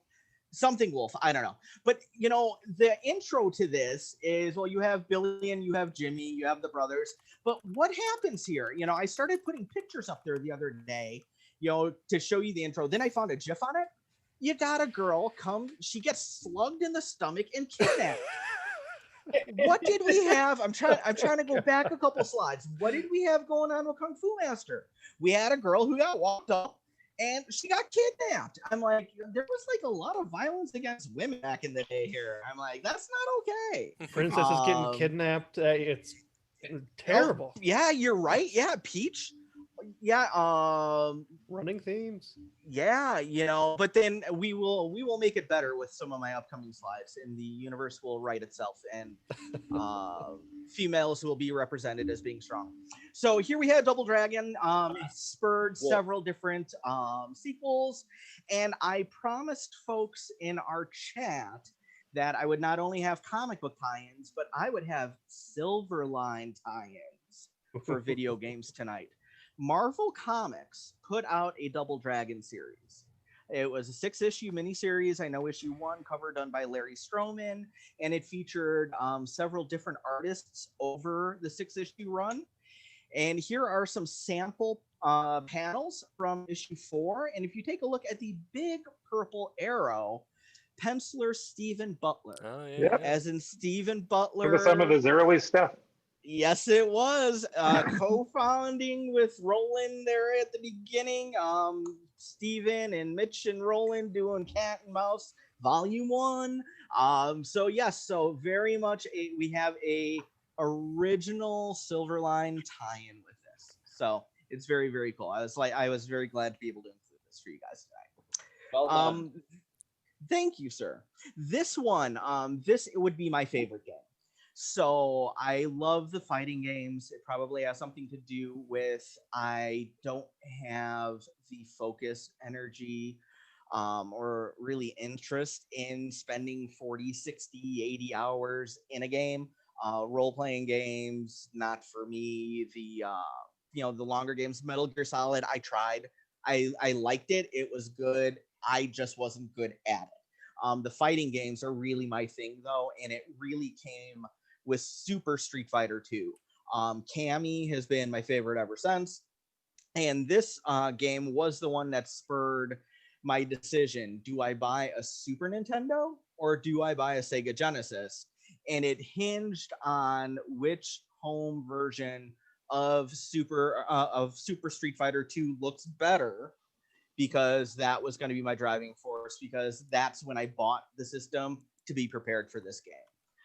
Similarly, I also bought my Panasonic 3DO because that was the only place I could get Super Street Fighter 2 Turbo, at least for a while. It's available across other platforms right now. So my video game, my favorites, starting, all the Street Fighters, Street Fighter Alpha Series, fantastic. Street Fighter 4, 5, okay. Street Fighter 3 was great, enjoyed it. I very much like the 2D more than the 3D. But so going back to answer Scott's questions from earlier as to our favorites, this is mine. Cool? So what wound up happening is, you know how they say if it's not broke, don't fix it? Mm-hmm. And hey, if it makes money, let's try to make more money off of it. So Capcom had this really good fighting engine. It was very popular in the arcades, and they're like, let's see what else we can do. And to the left, we have Darkstalkers, the Night Warriors. Am I still on? Oh yeah. Okay. I'm making sure that I didn't cut out. So yeah, Darkstalkers, again, Street Fighter fighting engine, basically, although it was kind of revved up. And it was kind of with monsters in the top corner where you see the player selection screen. You had Dimitri, so you had a vampire, you had a werewolf, you had a Frankenstein knockoff, you had Lord Raptor, the fourth one over. He plays a guitar, really, really cool. Underneath that, you had this weird underwater guy who had this sonic thing that comes out of his mouth. So kind of like a creature from the Black Lagoon. In the top right corner of the player select, you see Morrigan. There's still a lot Capcom does with her. Mm-hmm. Underneath her was Yeti, so an abominable snowman thing. And the young lady who is on the bottom row, second from the left, Felicia, the cat girl, that is down in the animated GIF as well. So this is also about when Capcom starts working with Marvel and starts putting out, this is really where the series of games start getting awesome. There was a 4-player version of an X-Men game, a side-scroller, that people really liked, but for me, the fighting game was where it was at. So as you can see, we had a roster of 10 characters. For that time, this was awesome. This was just amazing. It looked good. It played good. It was really, really fantastic. Sega Saturn was the best version for home that this came out on. Then the next one, tying back to comics even more, they're like, okay, hey, that X-Men thing went over well. Well, we already created some of these X-Men, because if you look on this page, going back here, we see they've already created sprites and graphics for Psylocke, and they made them for Wolverine. And they're like, well, let's see if we could just reuse some of these assets we've already made. And so we get Marvel superheroes. Up on top, you'll see they reuse Wolverine, they reuse Psylocke, they reuse Magneto. There's the Juggernaut, but they also threw in some new characters, and this is where they started stretching out into the actual Marvel universe of characters. So this was a fun fighting game. Then this one is probably going to freeze everybody's screen with all, or give you seizures or something. I apologize. This one would be my favorite. And this one was a home arcade machine I had to own. So this was actually, I think, the second arcade, like true arcade cabinet I bought. X-Men versus Street Fighter. It had the return of Cammy, which had me totally stoked. Had an expanded roster. Had 2-on-2 player action. If you played the PlayStation version, you could still choose 2 characters, but you could not tag in and tag out. This was the first one that allowed you to tag in and tag out and save your power bars. If you had the Sega Saturn version, power bar, that means that you had the Japanese import because they didn't release it domestically. It also means that you got the box version that came with a 4 meg of RAM cartridge that plugged into the Sega Saturn, which made it arcade perfect and allowed you to play with both of your characters with tag in, tag out. It was phenomenal. That's when I got my Saturn modded, so it had a switch so I could play US or Japanese games. Since then, I've got US and Japanese systems. So X-Men versus Street Fighter, love it. I'm the Juggernaut. Yeah, I knew somebody was going to go there. I almost went through when I said Juggernaut before. All right, so, But with those games, as I'm sure John is aware, the phrase was Berserker Barrage. You know what? Yeah. I actually had that as one of the GIFs I was going to put in. I just ran out of room.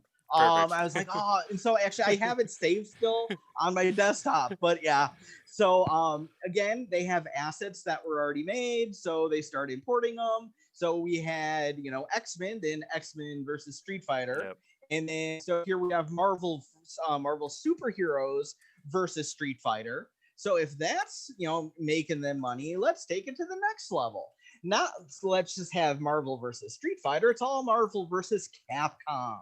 So Capcom games would include characters from Darkstalkers in the bottom. So there again is Morrigan in the bottom left-hand corner. I said we'd see her again. Strider Hyrule from the game Strider for the Nintendo shows up there. And as you can see the roster up on top, they start doing some palette swaps, meaning just using the same assets and changing colors. Any Mortal Kombat fans, Sub-Zero and Scorpion and Reptile, it's the same asset, just colored differently. So here they took out Iron Man, but gave us War Machine because they're so different. Right. We did get, there's the, I don't remember if it's this one or if it's, yeah, it would be this one. There was a color palette swap option for Captain America that turned him into U.S. agent. Yeah. So that was pretty cool. That would be cool. Yeah. That's my favorite. That's my favorite uniform. This one also had the "I'm going to take you for a ride" like menu track, didn't it? That's the next one. Okay. So if Marvel versus Capcom made money, Marvel versus Capcom 2 would make even more. And yes, this is the "I'm going to take you for a ride." Because oh my god. So in what is a very early mid 2000s things, we had in the next town over, we had a sit down Pizza Hut Taco Bell. Ooh, and they had this cabinet in the corner, and all I heard was just that song on repeat for 30 minutes whenever we went there. Yeah, yeah, it got old really fast. It has not left my head since. I'm sorry to have brought it back tonight. Oh my god! But this one I decided to give the graphics a little bit of a break. You already know what the Street Fighter-esque fighting thing looks like, but the upgrades on this, they started having 3D backgrounds. Upper right hand corner, the laughing in the hands, they would actually move. Look at the big picture in the bottom center. Look at that expanded roster. Coming off from having 10 characters from X-Men to this, including new kids at that point. Cable, we got Cable in there with Strider. We've got people on top who I don't even know who they are, and now it's 3-on-3 versus. not just 2. And of course, video game systems at this point, this would have been on PS2 and Xbox, original Xbox. The systems were able to handle the swaps between all of the three characters, no problems at all. This is Darkstalkers, and I was looking for comic related stuff, and I found this picture today, and I am so stoked. And I know that's like totally a 90s word to use, but it's kind of fitting with all the fighting games. No, it's pretty fetch. Pretty tubular. You know, I totally am going to make fetch happen. Okay. Because it is so very, but anyway, with this you are quite fetching. Yeah. Hold on one second. I'll be right back. Hold on. Oh no, when do we start? I'm sorry, everyone. I'm so sorry. What if you woken? Do not adjust your screen. Yeah, I don't know. Is John showing stuff like this is the reason why my Facebook thing has like the naked pictures at the top. All right, I'm back. Sorry about that. All my advertisements have changed. I don't know where it went. Somebody moved it. For Christmas or birthday last year, my best friend's wife bought me a hat that says fetch. I was going to show it off proudly, and I don't know where it got to. People are going to think we're coordinating this as the night goes on, and this is 3 for 3 now. Or you could just be like, wow, John has a lot of crap. You should go on, let's make a deal. Oh my God, there's a movie I love called Free Enterprise, and I quote from that so much. I've taken so many phrases from that to heart. It's like, my house looks like a real rich third grader lives here. So, yeah. All right, so this Darkstalkers picture was so cool because they did put out a Darkstalkers comic. Udon Studios did the art for it. They also did the art for Street Fighter comic book. And when I picked up the Street Fighter 15th anniversary joysticks for my PS2 or Xbox original, it had some really cool Udon Street Fighter artwork as well. This is apparently, and I've never seen this picture until today, this is like the parallel or the sister or the partner, what's it called? Oh my God. Like, doppelganger. Not doppelganger, but like they're supposed to go together. Not complementary. Oh. I was doing so good with words. But this one basically is the Darkstalkers version of this Street Fighter one. This Street Fighter one is amazing because this showcases characters from everything from the original Street Fighter through Street Fighter 2 series. Street Fighter 3 characters are in here. Do we have 3? Maybe. We definitely have folks from the Alpha line because we've got Rolento in there. We've got Cody in there. And I know I've mentioned a lot through the streams about my day job being an educator. You know, I know I've mentioned a lot of stuff in the past about my students. One of and I'm gonna cry like a baby right about now. And if any of my students are watching, and there's still a lot of them I keep in touch with, they're gonna understand why. There was a Halloween at one of the schools I worked at. This would have been the early 2000s, where when I was teaching introduction to game history and game analysis and playability, I had students that were in the game art design program and the game software development program in my class. Several of those students have become lifelong friends. It's amazing. Great kids who are now like having kids, and I can't believe it. But it is so cool. So a bunch of us decided that we were going to do a themed Halloween that day for that year. So we got together, and I basically had a binder of all the Street Fighter characters, and people were able to choose who they wanted to go as. So my favorite's Cammy. I didn't go as Cammy, so that's good. My second favorite to play with, no, I really didn't, and I have proof, is Ken. So Ken Masters, I definitely like more than Ryu, even though they're very similar. He's a little faster, it's got a little bit more flair. So I very much see myself as like a Ken. So what we wound up doing is we did this awesome Halloween thing. The kids went all out. They like made their own costumes. They did their own things. And that's the picture from our Halloween.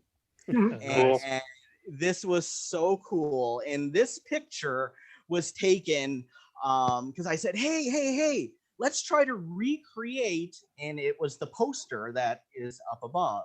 And so, as you can see, we were mapping the different people to the different poses, and we were all trying to strike a pose the best that we could. We had 2 Ryus, so we put them back to back. Q, who with the silver face, wasn't in the poster, so we kind of did a combo between Sagat and M. Bison. But yeah, this is awesome, and that's what I look like with blonde hair. So I came to school. Kids saw me in the parking lot. They didn't even realize it was me because I sprayed in blonde. The gentleman in the back without a shirt, Christian, his name's Christian. He went shirtless all day at school, and didn't get in trouble. Dedication. No, they basically said go talk to John.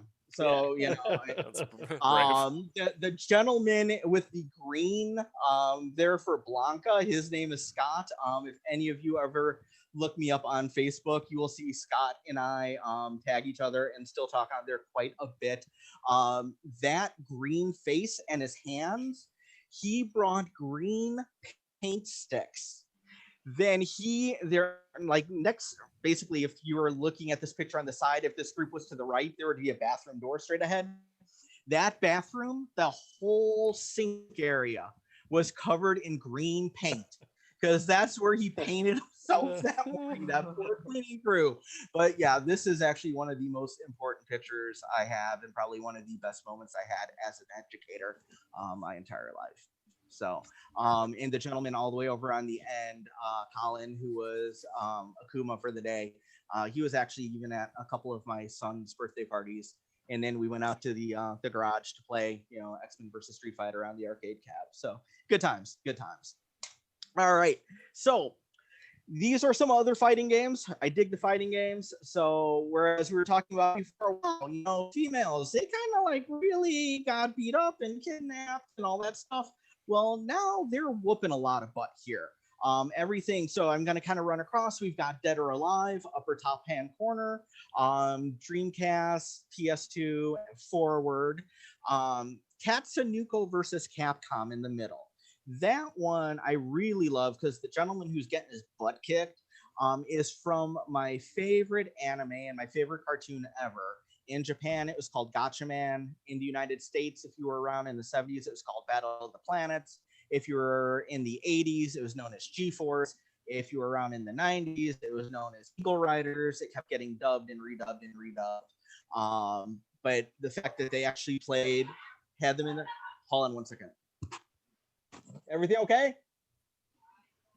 Okay, could you check? Sorry, one of the dogs just kind of going crazy. Sorry, we're good. Upper right-hand corner, King of Fighters. And then we had crossover King of Fighters with Capcom. So it was Capcom and SNK in the middle there with Ken and Terry Bogard.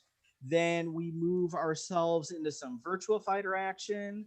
We have some Tekken action. Down in the corner, we have Guilty Gear. Mm-hmm. Then we have 2 from Mortal Kombat, including Fatalities. And the bottom corner one, if that's not a Street Fighter ripoff, I don't know what it is. But I could tell you it's in my garage because that was the first cabinet I ever bought. It's called Fighter's History. It is a Street Fighter knockoff. Actually, they were taken to court by Capcom. They basically didn't find in Capcom's favor. Data East put that out. They put out a second version as well. And here's something else I want to show you. Check out, you got Jax from Mortal Kombat 2 there, pulling off Sub-Zero's arms. Had another student, same school, different program. He was in my computer networking program, and I had him for one of my computer classes. And he's really cool guy. John Parrish is his name. So this was early 2000s as well. And he had showed me a couple pictures. He did himself up as Jax. And, this is early 2000s. That's kind of really pre-cosplay or pre-cosplay time. And I was like, oh, that's cool. You look really good. Well, 2 years ago, I found out John Parrish was Jax. Jax was one of my students. and we're Oh, still wow. connected on Facebook. I sent him a message. I'm like, you're really Jax? He's like, yeah, I showed the pictures. I'm like, I thought you were cosplaying, you know? And I'm like, oh, no. And so this would have been like early 2000s as well. And I'm like, oh my God, this is nuts. So yeah, Chicagoland, Valley Midway was all Chicago based. And he is still doing bodybuilding and winning all kinds of awards. And we've got a huge arcade. I think it's the biggest one in the country, in the Chicago suburbs, called Galloping Ghost. And they've done a couple Mortal Kombat reunions there. And he's been there signing pictures and everything. So yeah, so I had Jax as a student, which is really, really cool. So I figured I'd get us away from fighting games as I'm getting to wrap this up. We've got Time Crisis 2, which is one of my favorites. Yes. And that one I really, really liked because you also had to not only just shoot things, you had to think because you had to hide.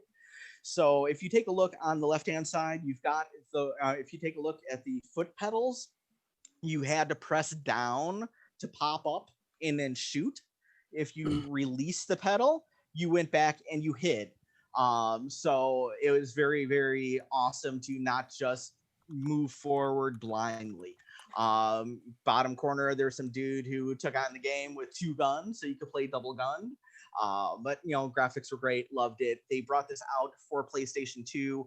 Of course, there is no pedal, but they put an extra button on the side. So when you were holding the gun like that, you were able to use your thumb to, you know, move or hide. Crazy Taxi. Anybody ever play Crazy Taxi? Yep. All right. Hold on. Or you're just hanging out? It's gonna be a while. I'll come get you. Crazy Taxi this was put out. I'm pretty sure this one was Sega. Yeah, it's Sega. This was also out on Dreamcast. This one is really, really cool, especially because it shows things from the times. You see what Pizza Hut looks like. You see Tower Records back when it was a thing. There's Pizza Hut. There's a KFC, Taco Bell. I think there's a Fila store. It's a fun game. This was entirely funded by product placement. Yeah. Oh yeah, totally. Yeah, and one of the first Taxi ones. Simulator. And does anybody remember who did the soundtrack to this? No. This was done. They took songs from The Offspring. Oh. Yep. So those would have been like my college day tunes, and this came out a few years later. And then my last slide, just some other games that, you know, I'd say you should look into if you're ever interested. Some folks had mentioned like Zork. There was also similar to Zork, all text-based, Hitchhiker's Guide to the Galaxy. If you've ever read the book, this was the same thing where you had to put in the commands. But Hitchhikers is also a book written by a Brit, so some of the wording is a little bit different.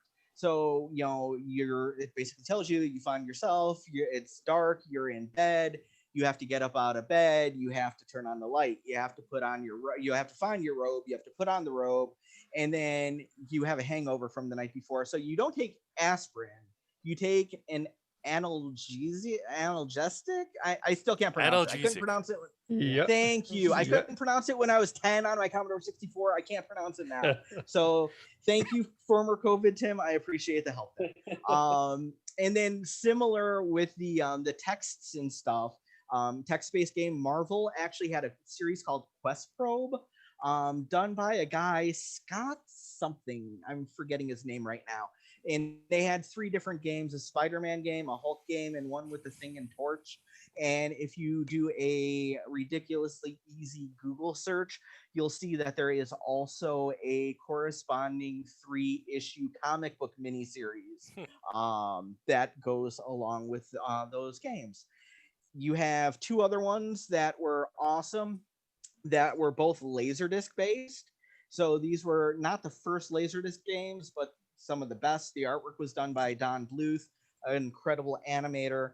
Dragon's Lair, Space Ace, took 50 cents to play, which was kind of like a big thing back then. Yeah, that was really weird, wasn't it? Easy. Oh yeah, it was. Hold on one second. Okay, hold on. Okay, sorry about that. Okay, so then other light gun games that I enjoyed. House of the Dead. House of the Dead was fun. That was good to shoot. And if you've never heard of it, Typing of the Dead. So Typing of the Dead came out for Sega Dreamcast. It is House of the Dead, but instead of using a light gun, you use a keyboard and you type the words and sentences that they display in front of you. And then when you type correctly, you shoot the zombies. It's super cool. It's a lot of fun. In high school computer literacy class. Oh, so yeah, words per minute training. Yeah. So did you actually play that game? Yeah, we did. Yeah. Oh, that's so cool. You have an awesome teacher. I really love Super Puzzle Fighter 2 Turbo, kind of a takeoff of Tetris. This answers the other question that you had earlier, Scott. What do I think the best game ever made? It would be Tetris. Tetris, yeah, it's been a long day. And you're all like, yeah, John, you've been talking for 20 minutes, you know. Tetris, done by Alexei Pajnatov, a Russian guy who's, you know, he admits he is not the best Tetris player ever, but he designed this for for the scientists that he oversaw as kind of like a brain puzzle for them to start the morning with.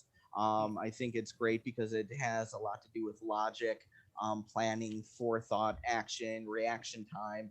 It's great. Pango, fun little game. You're a cute little penguin and you push ice blocks to smash these little things called snow bees, and then you just get to the next level. Impossible Mission was for Commodore 64. They put out a new version of this for the Switch. So I'm able to draw from the old days to the new days. And apparently there was a glitch in the game, so it actually was impossible to win. Rolling Thunder was fun. That came out from Namco. That would have been a Nintendo port. There was also a Rolling Thunder 2 side-scrolling game where you're able to duck into and out of rooms as you're side-scrolling to the right. And then I'm surprised nobody mentioned any of the Castlevania games. Those are classic, yeah. Yeah, they are, especially Castlevania Symphony of the Night. That one is head and shoulders one of the best. The Sega Saturn version came out only in Japan. Has the inclusion of a character that we did not get in the United States. So yeah, I imported that back in the day. And it plays beautifully. So Symphony of the Night, if you're ever going to play a Castlevania game, that would be the one I would recommend. And that brings me to the end of what I put together for you for today. Very well done. And as usual, sir. Nearly impossible to follow up. Thank you, John. That's Nearly. tough. And seriously, Nearly. thank you all for indulging me. I appreciate it. Nearly, but I will. No. But you're wrong. Everything you picked was wrong. Doom is still the number one game, not Tetris. I don't care what you say. What a fool you are, John. We all know the best game ever made was E.T. Oh my God! 2600. Oh man. That seriously, Tim, I almost put, and if I had left it in, if I didn't put Castlevania in, I was going to put a bullet point in there saying any game that's not ET. Has everybody heard the stories about them producing way too many ET cartridges? That they're in a landfill or something? Someone like dug it up. They buried them in not just a landfill. They went out in the middle of a desert, dug a huge hole, and buried them. And just then to pretend like it didn't happen, you'll never be able to find them. It's like too much for any one day dumping at any landfills. They had to essentially buy their own. Right. And that actually led to that was kind of like the spark that led to the crash of the video games in '83, which is why when Nintendo brought out the Nintendo Entertainment System in '85, notice it says Entertainment System. Doesn't say anything about video games because they did not want to tie it to this industry that just crashed and burned. And originally Nintendo did not plan on putting it out in the United States on their own. They wanted to license to Atari. And Atari's like, no, we got this Atari 7800 coming out. It's going to be so much better than your thing. Well, we see how that went down. Do you guys know how long Nintendo's been in business? Yeah. Oh God, since the 1800s. Playing It's cards. like 1992, yeah. Has anyone been watching? I've only seen 2 episodes of Level Up on Netflix. I've not. No. Oh, you got to. Oh man. So yeah, John, so in the first step, they talk about multiple topics. It's really well done. But yeah, John, they talk about E.T., how Steven Spielberg signed off on it. They needed like 3 months to make this game because they wanted it to coincide. Christmas.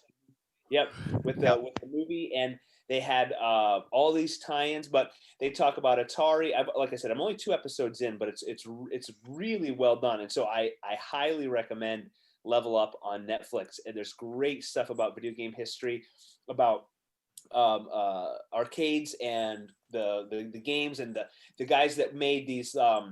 They wrote their own code and they made their own circuit boards to make oh my gosh, Missile Command, and then when they were taken to court over Pac-Man, and that's Miss Pac-Man as a result of that lawsuit, because they settled and brought these guys in to Atari. Atari hired them, and that rather than let them improve Pac-Man, very good stuff. Level Up, and then the other documentary. Can I throw something in with that one, Scott? Yeah. Does anybody know what the original name of Pac-Man was going to be and why it was changed? It was Puck-Man. Oh, yes. That's right. And they were fearful of people vandalizing the machine and changing the P to some other letter. I don't know what it is. You know, my virgin mind would never think of such things. And so, yeah, you know, so that's why it was Pac-Man. The other movie is King of Kong, Fistful of Fury. Yeah. I've not seen that one either. He's a laid off school teacher. He buys a Donkey Kong console and decides he's going to beat the original high score from 1980 something. And it's a crazy world, the underworld of video game high scores. Yeah. King of Kong. It was on Netflix for a while. I don't know if it's still out there. But I think, I don't want to cut it short, but it's 10:52 on the East Coast here. Oh, wow. Yeah, we have talked right through. We'll talk to Roland, get permission. We may have to continue this because this conversation, we certainly have a lot. There's so many honorable mentions we can throw in right now. And we didn't talk about the worst games. I haven't even talked about my current streaming career, my bread and butter. Yes. Which one is that, Tim? Destiny. Okay. Yeah. Because I want to talk about what games we're excited about that are coming out, because this is really for me, it's like old dad again. Oh, what are the kids playing these days that I can buy for my teenagers? So I need I'm not allowed. Yeah. He jokes, but he's always been like this. Back in my day. Hello, fellow kids. I want to talk about that. So parting thoughts, I will allow, and if anybody has anything before we say our goodbyes, have I forgotten anything critical that I would just be run out on a rail for not mentioning? Or are we going to save it for next week? Oh, I haven't even mentioned it, but the obvious tie-in for video games and comics, which we could probably get to a later point, is Marvel's Avengers came out this month, and it's huge. Is it good? So the first 10 hours are great. Then if you're into looter shooters like Destiny, Diablo, you'll like the last 300 hours of the game. Yeah. So wow. So if you enjoy a good Marvel story and you just want like a 10-hour game, it's a fun campaign, and then it turns into the endless looter shooter. I thought you were talking about the Sega Genesis Avengers, where you could be Iron Man, Captain America, Hawkeye, or Vision. And that was a side scroller. That was awesome. Yeah. Loved it.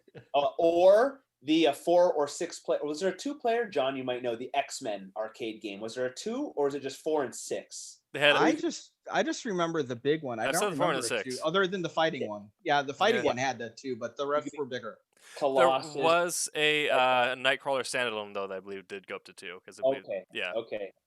Yeah, there was an arcade down in West Virginia where we had a reunion, and that was the last place I know that this one existed. And I had to be Colossus, but Colossus couldn't walk left. The controller would not go left. No. I could go right, but I could never turn around. So he'd have his superpower. So kind of like Zoolander, can't turn left. So we're gonna have to wrap it up. Maybe if we get permission, we'll continue this conversation. I don't know if I can't see the comments right now while we're streaming. Hopefully we answer some of your questions. If you're watching this now, throw your comments up there. We'll get to them. If you're watching this afterward as a recording, as a taped recording, throw comments on there and we'll get to them. And I think we might have to continue this topic because this has been a lot of fun. And maybe we'll do a little better about comic book tie-ins with the comic book games, because it's certainly great material for video games, superheroes, and action. So thank you all. I'll give the thank yous before I forget. Thank you for supporting our crowdfunding campaign on Kickstarter, making Trump's #1 a reality and keeping the cat and mouse storyline going. Thank you. We have more stories coming. Of course, we're going to try to do every other month. And thank you, Roland, for all of your hard work to maintain and manage, really, to be the guy for the Kickstarter campaign. And if you are wondering where your books are, you should have them very soon. The next couple of weeks, they're printing and they'll be shipping. And we've got to get the specials put together and so forth. And if you did back them, remember to fill out your information. What do they call that? A survey at the end? Yes. The survey. I don't know if he sent them out yet, but we were talking about that earlier. When those go out, keep an eye on your email inbox, because you should be expecting a survey. Or you go to Kickstarter when you log in, it'll tell you you have a survey waiting for your response, so we can get those to you. And we are the Silverline crew here. Thank you, Haley, for drawing. That's a story that's coming up. Everybody got to see sneak peeks at an upcoming title. And John, of course, your PowerPoints are awesome. I love it. That's great stuff. Thank you guys for letting me indulge. I appreciate of course, It was great. It was great. It was good. What are we but a bunch of geeks who want to geek out? So why don't you, John, say goodnight. We'll get started with you and tell everybody where to find you and how to support your creative efforts. Good night, everybody. Thank you for being with us. My name's John Medic, last name Metych. You can find me on Facebook, Sniper and Rook. Also, Beta 3 Comics is on Facebook as well. Rory, go for it. Hello, I'm Rory Boyle, Squat Wakefield's co-creator. You co-created Scott? I co-created What is Scott. Yes, Squat McWakefield. Squat Wakefield, yeah. That's right. Other pseudonym from another project. I'm gonna. Oh, Rory. Oh, you can expect our project soon.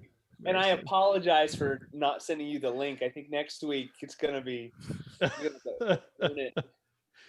Hey, Haley. Oh goodness. Try to redeem these last moments of our show. I'll do my best. All right. Yes, I'm Haley. So you can find me on Instagram at Haley Martin Art, and my Twitter name. I recently changed my name because I was using like this old one that it's hard to spell and pronounce. I'll probably change my Twitter to that eventually. But yeah, and then if you want to read my original webcomic, it's heroicshenanigans.com. I've got it's in the 7th chapter right now, so there's a bunch to catch up on. Yeah. Awesome. Hey, boss.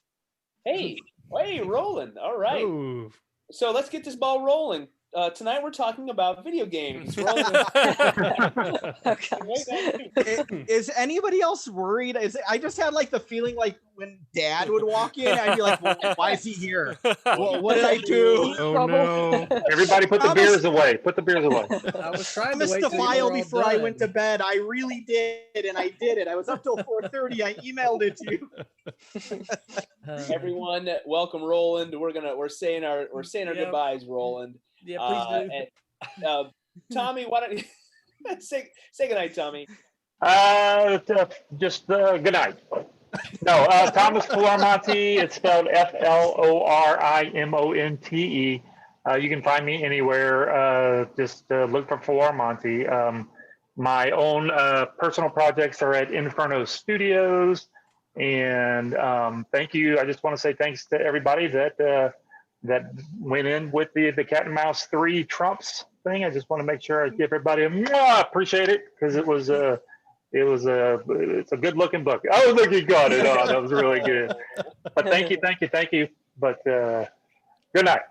All right. And Tim, go for it. I am on Twitter, Instagram, Facebook, the usual places at like or LinkedIn at TimTKWriter. I am on TikTok on Tim Doesn't TikTok, and I am on Twitch at AgroBacon, where I'll be streaming Destiny 2 later tonight, going through the Halloween event. I'm the associate editor and producer/seducer of Wednesday Night Show, and we're looking forward to Wolf Hunter coming out sometime. Yes, AgroBacon with 2 G's, and you said coming up what time tonight? Pretty much as soon as we're done here. Okay, cool. Very cool. Got to get him something to drink, and then he's got to start playing. Yeah, Is that as soon as we're done here, West Coast time? Yes. And my name is Scott, and I have been the host tonight. And thank you all for joining us. If you're out there in the interweb world, thank you. And for this panel of goofballs, the conversation has been great. I'm the co-creator and co-writer of Steam Patriots. It's at Steam Patriots on Facebook and Instagram, and that is a title hopefully coming very soon from Silverline. And Roland, you got any parting words for us? No, where can we find you, Roland? I was trying to time my coming on when y'all were done. Nope. You just jumped right in. Yeah. So we can find you on the Silverline page, right? I was watching and I heard the ding from Tim, and then I saw it pop up on his screen. I'm like, no, don't admit me. Don't admit me. Not yet. Not yet. Yeah, and he did it. Yeah. Roland, our fearless leader, we gave props for running all the crowdfunding campaigns and keeping us all on track. So thank you, Roland. And Roland, everything silverlinecomics.com. You can find everything you wanted to know and were afraid to ask about Roland Mann there. Absolutely. No question is verboten. So thank you all. I'll say it again. We wouldn't be here without you if it weren't for you. So thank you all for your support. Ask your questions, post your comments, and share these videos. Like, subscribe, and all that sort of good stuff. Make mine Silverline and...